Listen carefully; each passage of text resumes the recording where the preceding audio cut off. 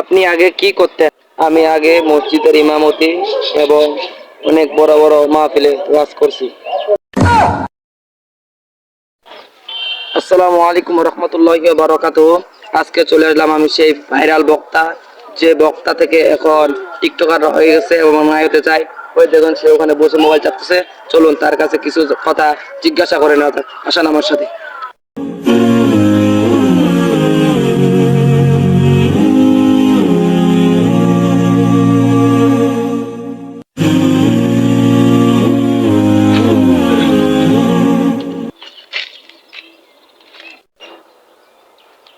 আসসালামু আলাইকুম রহমতুল্লাহি ওয়া বারাকাতুহু।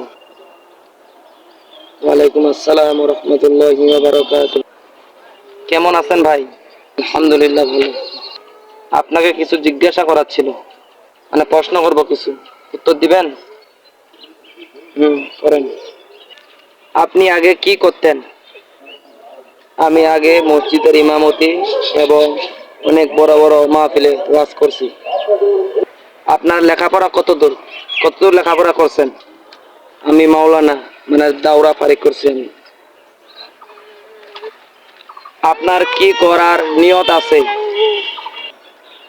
আমার এখন ছবির নায়ক করার ইচ্ছা আছে, ছবিতে কাজ করার ইচ্ছা আছে, নায়ক হব। একটা কথা বলবেন, আপনি হুজুর থেকে টিকটকার হলেন কেন? এর কারণ কি, কিছু বলেন। আমার ছোটবেলা থেকে অনেক শখ আমি ভাইরাল হব, আর হুজুর হয়ে এত তাড়াতাড়ি ভাইরাল হওয়া যায় না। এই জন্য আমি এখন নায়ক হব এবং টিকটকে ভিডিও বানাবো, এভাবে আমি ভাইরাল হওয়ার ইচ্ছা আছে। আপনি কি আর আগের মতো হুজুর বা ইমামতি করবেন না? ওয়াজ মাহফিল করবেন না?